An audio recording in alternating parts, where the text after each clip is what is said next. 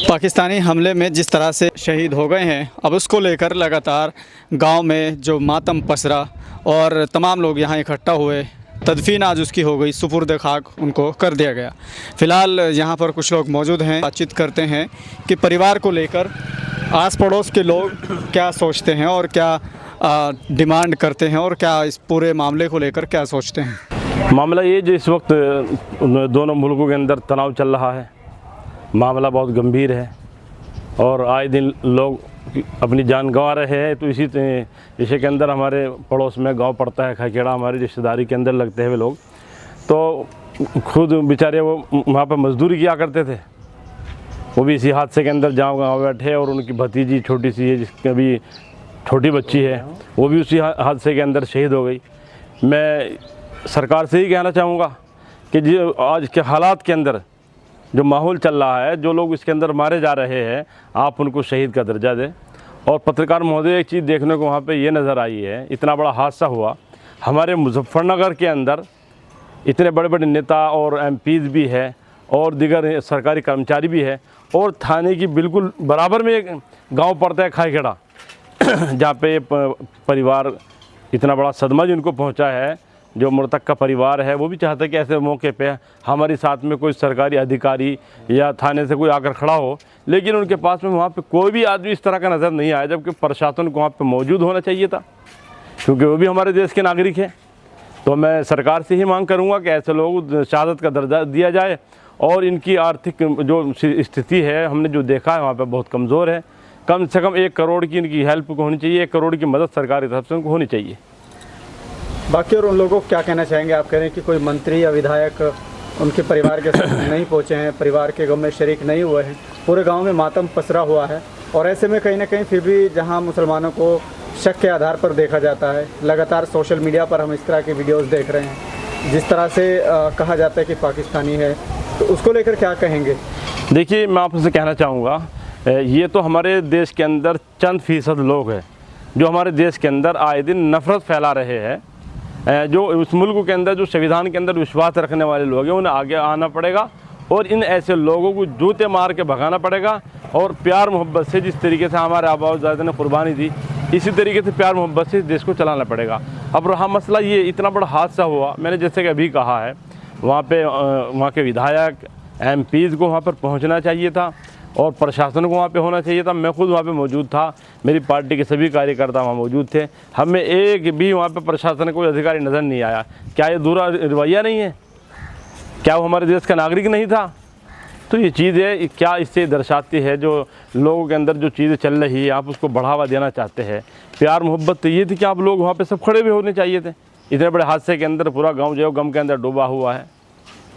लेकिन जिस तरह से कहा जाता है कि पाकिस्तान एक मुस्लिम देश है और लगातार इस तरह की घटनाएं हो रही हैं, जिसमें खासकर जम्मू कश्मीर में जिस तरह के मामले सामने आ रहे हैं, वहाँ पर जान गंवाने वाले भी मुसलमान हैं, तो इसको किस तरीके से देखते हैं कि जान गंवाने वाले मुसलमान और उन पर बमबारी करने वाले? देखिए, मैं आपको बताऊंगा, इसी के साथ में एक चीज़ और कही जाती है कि मुसलमान को ये कहा जाता है कि वो पाकिस्तान का समर्थन करते हैं। ये सब बकवास है। मैं आपको कहना चाहूँगा, शुरू से लेकर आज तक अगर विपक्ष का किसी ने सही में रोल अदा किया है तो मेरे लीडर बैरिस्टर असदुद्दीन ओवैसी साहब है, जिन्होंने इस मसले के ऊपर खुल के मुखालफत की है, मजम्मत की है और हर तरीके से पाकिस्तान को लताड़ा है। तो हम लोगों ने कभी इस चीज़ को नहीं माना। हम अपने मुल्क के अंदर रहते हैं, हमारा मुल्क हिंदुस्तान है और इसी के अंदर हम लोग पैदा हुए हैं और इसी की मिट्टी के अंदर हमें दफन होना है। तो ये तो सारी बकवास चीज़ है। हाँ, चंद लोग हैं जो इस तरह की बातें फैलाकर और आए दिन उनका जो मकसद है और उनकी जो राजनीति है, उनकी रोटी इसी के ऊपर सिकती है। सुबह होते ही उनको हिंदुस्तान पाकिस्तान नज़र आता है, मंदिर मस्जिद नज़र आती है, इसके अलावा उन लोगों को कोई चीज़ नज़र नहीं आती। लेकिन आज इस वक्त में जो ये माहौल चल रहा है, जहाँ पर पूरा देश एक जगह खड़ा हुआ है और मजबूत तरीके से अपने मुल्कों के साथ मिलकर, अपने मुल्क की सेना के साथ मिलकर दुश्मन मुल्कों से मुकाबला करने के लिए तैयार बैठा हुआ है। और ऐसे ही वक्त के अंदर कुछ नफरती जो चैनल्स है, वो नफ़रत फैलाने के अंदर लगे हुए हैं। तो मैं आपके चैनल के माध्यम से उन लोगों से कहना चाहूँगा जो हमारे लोग के मुल्कों के देशवासी है, प्यार मोहब्बत के अंदर जो विश्वास रखते हैं, मैं उनसे कहना चाहूँगा सबसे पहले आप इन नफ़रती चैनलों का बायकाट करें, इनको देखना बिल्कुल बंद करें। और सरकार से कहना चाहूँगा इन लोगों के ऊपर सख्त कार्रवाई हो और इन लोगों को जेल के अंदर डाला जाए जो आए दिन सोशल मीडिया के ऊपर आकर नफरत फैला रहे हैं। लेकिन जिस तरह से लोग कहते हैं कि भाई कहा जाता है कि पाकिस्तान समर्थित है, तो कहीं ना कहीं वो साबित भी हो जाता है जब सोशल मीडिया पर इस तरह की वीडियो वायरल होती है जिसमें पाकिस्तानी झंडों को खुरचा जाता है। मैं बताऊँ, इसी के साथ कई लोग ऐसे हैं जैसे अभी संभल में आपत्तिजनक स्टेटस लगाया, पाकिस्तान के समर्थन में लगाया। ऐसे मुजफ्फरनगर का मामला है जिसमें एक व्यक्ति को सलाखों के पीछे डाल दिया है, वो पाकिस्तान जिंदाबाद के नारे लगा रहे। तो ऐसे व्यक्ति अगर इस तरह के काम करते हैं तो कहीं ना कहीं शक साबित देखिए बिल्कुल गलत है। अगर कोई आदमी इस तरह की हरकत कर रहा है, मैं कहना चाहूँगा ऐसे लोगों पर कानूनी कार्रवाई होनी चाहिए, मजबूत तरीके से होनी चाहिए। लेकिन एक तरफ ये भी देखने को मिल रहा है, शायद वो परिगराज का जाने किस जगह की वो वीडियो थी जहाँ पे वो झंडे नीचे लगा रहे हैं और उसी के अंदर एक झंडा सऊदी अरब का भी है जिसके ऊपर कलमा लिखा हुआ है। तो वहाँ पर वो पाकिस्तान के झंडे का विरोध कर रहे थे या कलमे की बेहुरमती कर रहे थे। देखिए कलमा तैयबा हमारे लिए सब कुछ है, वो दूसरे मुल्क सऊदी का झंडा है जिसके ऊपर कलमा लगा हुआ है। तो कुछ लोगों ने उसका खुर्चा उसको उठाया, लेकिन वो झंडा पाकिस्तान का नहीं था, वो सऊदी अरब का झंडा था। और इन अंधभक्तों को मालूम ही नहीं कि पाकिस्तान का झंडा कौन सा है। हाँ, ये लोग पाकिस्तान से ज़्यादा मोहब्बत रखते हैं, जो आए दिन पाकिस्तान का ही नाम लेते रहते हैं। अल्हम्दुलिल्लाह हम तो अपने मुल्क से प्यार करते हैं और मज़हब इस्लाम यही सिखाता है कि जिस मुल्क के अंदर आप रहते हैं आपको उससे प्यार मोहब्बत करनी चाहिए और हम करते हैं, इंशाअल्लाह हमेशा करते रहेंगे। सिर्फ दिखाने के हम अंधभक्त नहीं हैं। बाकी इस पूरे मामले को लेकर आप जो कह रहे हैं, आपने मांग भी रख दी है, लेकिन पाकिस्तान को क्या सलाह देना चाहेंगे लास्ट? हम पाकिस्तान को ही सलाह देना चाहेंगे कि बेहतर है कि आप वक्त आने से पहले सुधर जाए, नहीं तो बहुत भारी नुकसान होगा, आपको नुकसान उठाना पड़ेगा। इस टाइम हमारा मुल्क पूरा एकजुट होकर और आपके खिलाफ लड़ाई लड़ने के लिए तैयार बैठा हुआ है।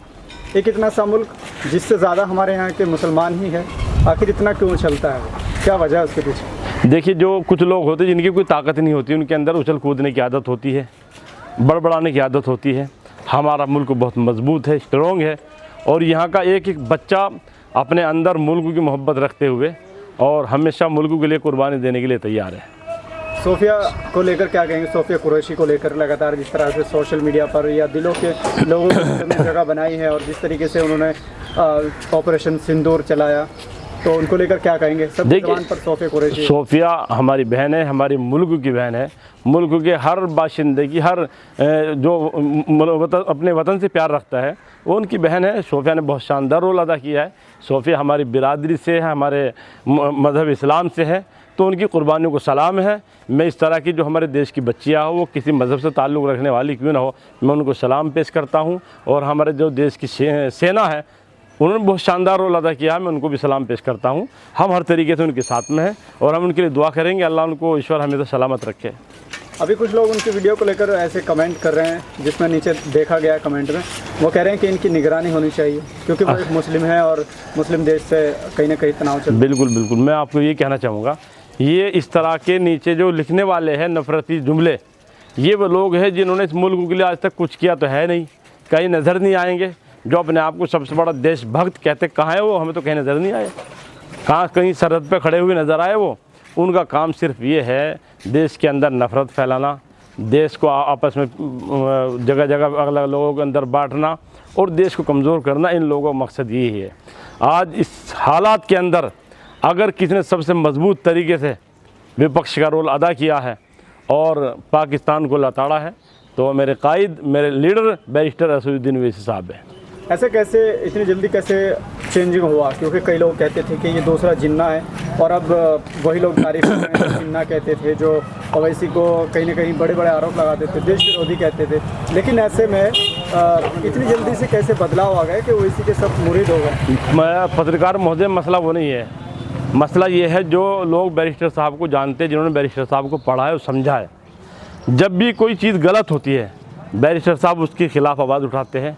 अब मसला इस वक्त पार्टी देश हित का था, देश का मसला था, देश के आन बान, देश के सम्मान का मसला था। तो अगर ऐसे वक्त में बैरिस्टर साहब अपने देश के साथ खड़े नहीं होंगे और मुखालिफ देश की धज्जियाँ नहीं उड़ाएंगे तो फिर किसके साथ खड़े होंगे? हाँ, जो गलत करता है वो पार्टी के अंदर हो, विपक्ष के अंदर हो, हर मुद्दे के खिलाफ बैरिस्टर साहब बोलते हैं, भले ही उनको अच्छा लगे या बुरा लगे। अब जिनके खिलाफ बोला जाएगा, जब उनके अंदर खामियां, उनके अंदर बुराइयां है, तो जाहिर सी बात उनको बुरा लगना ही लगना है। अब इसमें हम क्या कर सकते हैं?